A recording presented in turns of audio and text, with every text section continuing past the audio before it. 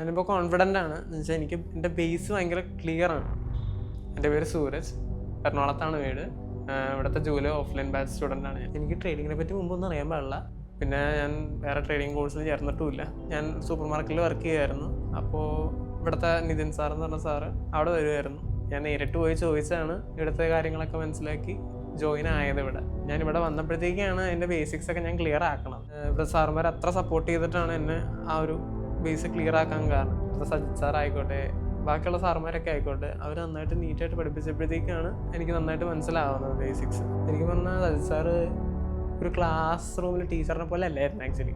എന്ന് പറഞ്ഞാൽ ഞങ്ങളുടെ കൂടെ ഒപ്പം തന്നെ ഇരുന്ന ഫ്രണ്ട്സിനെ പോലെ തന്നെ എല്ലാ കാര്യങ്ങളും പറഞ്ഞു തരും.